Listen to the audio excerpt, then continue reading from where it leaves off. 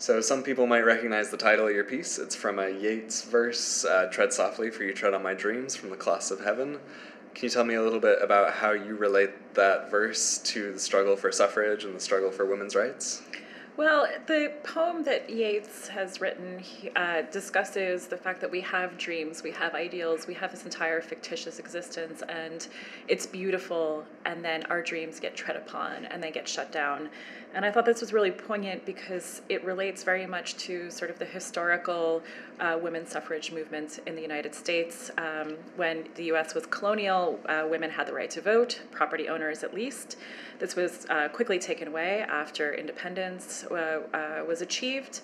And then there were measures taken for women trying to get the right to vote back again during the Civil War that all fell apart and had to start all over again. So women were trying to be heard over and over and over again. They were trying to have their dreams come to fruition, and they were shot down and shot down and shot down.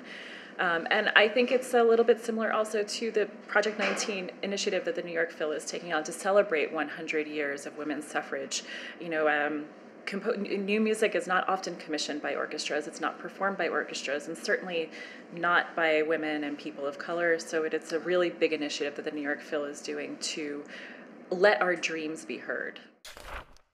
I was thinking that the piece starts softly and it evaporates into the ether. And so this is a way for listeners to be welcomed into the concert hall, into the performance space, and to be open to listening to not only the sort of melody and harmony that Haydn and Mozart have to offer, but perhaps make our listening senses a bit more acute to listen to the minutiae, the details, the ways that the different instruments play together in the orchestra. So with every orchestra piece I think I've been taking some risks to see how they come out, and then I kind of catalog in my brain the things that work and don't work. Mm-hmm. And I'm often a bit conservative, actually, with the string sections. But, you know, the New York Phil has really amazing string sections, so I try to make sure to honor them. And in some ways, this piece is also a bit of a concerto grosso in that every instrument has some kind of soloistic moment or a period of time where they're in the limelight. And that was a way for me to make sure that I was feeling like everyone was included and everyone had a special role in this larger piece. And like pieces of a larger whole.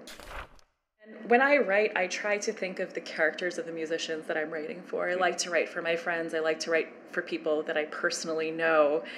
And I have this giant, and so I was so scared. So what I had to do was I had to sort of put my friends into the seats of the orchestra and imagine that I was writing with them and that I had this sort of group of colleagues with me who were like, it's okay, you can do it, because otherwise it was just too much.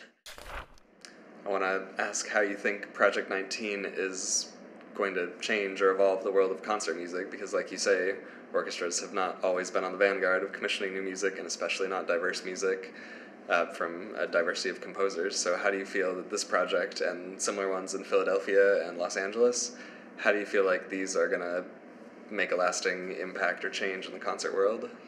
Well, I think that other orchestras look to the big pillar orchestras around the world, of which the New York Phil is one of them. So it's the Philadelphia Orchestra, the LA Phil, and they're looking to see the repertoire that those orchestras are playing.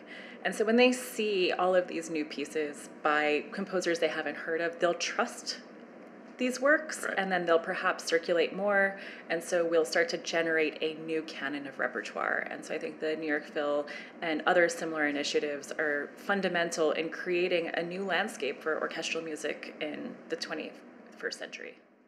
You know, like the three composers of classical music, Mozart, Haydn, and Nina Young. No. I feel like I'm taking Beethoven's That's slot. forever now. Yeah.